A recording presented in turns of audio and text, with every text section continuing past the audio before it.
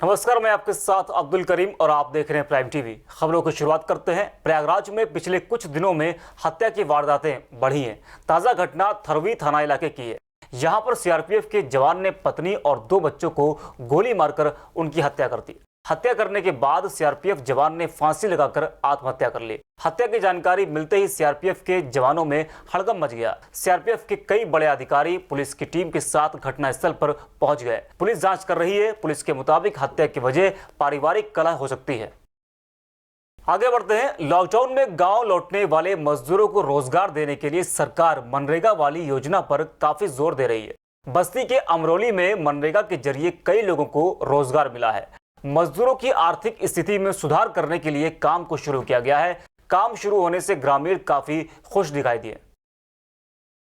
दूसरे राज्यों से लौटे प्रवासी मजदूरों को 21 दिन के लिए क्वारंटीन किया जा रहा है। सेंटर में इन प्रवासी मजदूरों पर ग्राम प्रधान के लोग निगरानी कर रहे हैं, लेकिन चित्रकूट के क्वारंटीन सेंटर में रखे गए मजदूरों ने ग्राम प्रधान पर लापरवाही का आरोप लगाया है। कुछ मजदूर तो झोपड़ी में रहने को मजबूर हैं, खाने का भी कोई इंतजाम नहीं है। इन ग्रामीणों का तो ये भी कहना है कि गांव में कुछ लोग बिना जांच के ही रह रहे हैं। फर्रुखाबाद में जमीन की पैमाइश करने गई राजस्व टीम पर ग्रामीणों ने हमला कर दिया।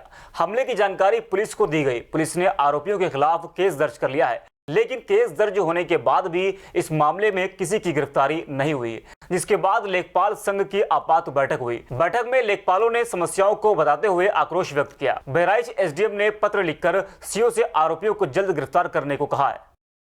लेखपालों की टीम हुसैनपुर राजपूत में चकमार की पैमाइश गई। चकमार की पैमाइश करते पर ही वहाँ कुछ अराजक तत्वों ने लेखपालों से पैमाइश करते हुए बदतमीजी दी।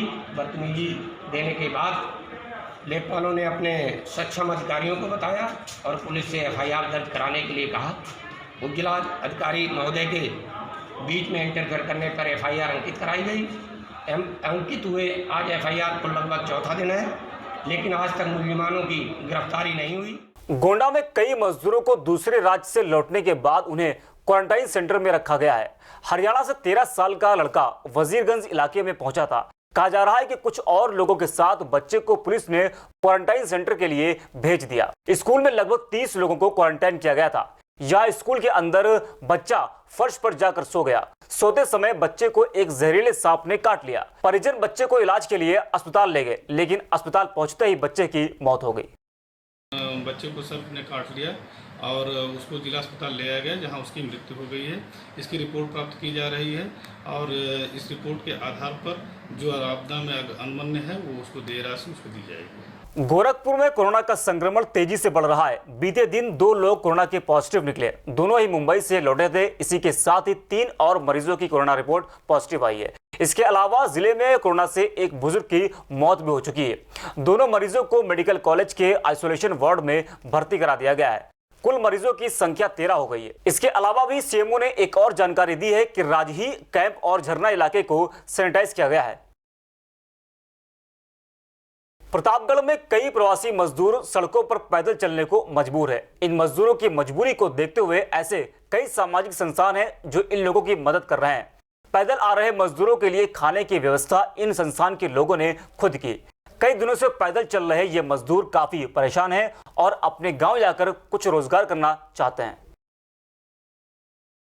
बागपत के शहर कोतवाली क्षेत्र में मामूली विवाद को लेकर 2 पक्षों में जमकर फायरिंग हुई। फायरिंग में एक व्यक्ति को गोली मार दी गई। गोली लगने से उसकी मौत हो गई, जबकि फायरिंग में 2 और लोग घायल हो गए। पुलिस ने शव को पोस्टमार्टम के लिए भेज दिया है। मृतक के परिजनों ने पुलिस के सामने ही हंगामा शुरू कर दिया और जांच की मांग की है। वहीं पुलिस ने भी शिकायत के आधार पर कार्रवाई शुरू कर दी है। गाड़ी किसी ने तोड़ दी थी, खड़ी उड़ी करने को लेकर कुछ विवाद था। इसी बात पे इन लोगों में आपस में अलग अलग थोड़ा बिरादरी जो इनमें होती है, झगड़ा हुआ है। अभी तो इन लोगों को शांत करने में लगे हैं। बाकी तहरीर लेकर के जो भी नामजदगी होगी, गांव में फोर्स लगी हुई है, नेवाड़ा में भी, जिला अस्पताल में भी, फिर गिरफ्तारी करके कार्रवाई की जाएगी। लगभग दोनों तरफ से कितने लोग घायल होंगे? अभी यहाँ तो 3 और वहाँ 1 है। फिलहाल अभी 4 की सूचना है मेरे पास। अगर और कहीं प्राइवेट लेके चले गए होंगे तभी पता करूँगा, अब जानकारी होगी।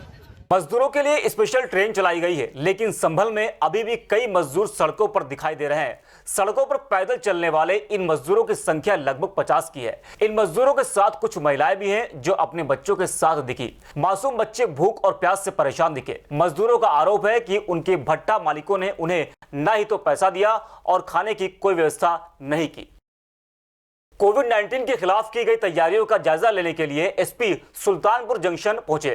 स्टेशन पहुंचने के बाद एसपी ने मेडिकल व्यवस्थाओं का जायजा लिया और यात्रियों के खाने पीने की व्यवस्था को भी चेक किया गया। फंसे हुए कई मजदूरों को जिले में वापस लाया गया है। गांव आने वाले सभी मजदूरों की थर्मल स्क्रीनिंग की गई है। कोरोना महामारी और लॉकडाउन में प्रवासी मजदूरों की मजबूरी की कई कहानियां सुनी हैं। ऐसे में कानपुर से एक राहत भरी खबर सामने आई है। नया सत्र शुरू होते ही अभिभावकों के लिए बच्चों की फीस जमा करना मेन काम होता है। कानपुर के एक स्कूल ने अपने बच्चों की फीस को माफ कर दिया है। स्कूल के संचालक डॉक्टर धीरेन्द्र आनंद ने 3 महीने अप्रैल, मई और जून की फीस माफ कर एक मिसाल पेश की है। फीस माफ करने को लेकर कई अभिभावकों ने व्हाट्सएप के जरिए अपील भी की थी। जो स्कूल छोटे लेवल के हैं, मुझे उनकी सोच का तो नहीं मालूम।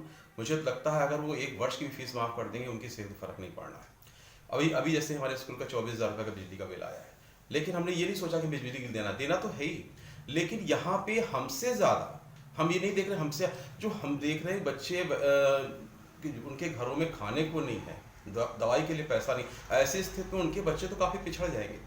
तो अगर हम ये सोचे वो नहीं कर रहे हैं तो हम उनकी कंपैरिजन में ये काम व्यवसायिक नज़रिए से नहीं कर रहे हैं। प्योर सोशल और मर्सीफुल होके हमने किया कि नहीं, ये हमारा नैतिक धर्म बनता है और दायित्व भी है कि अगर हम कुछ कर सकते हैं, ईश्वर ने हमें इस लायक बनाया तो हमें करना चाहिए।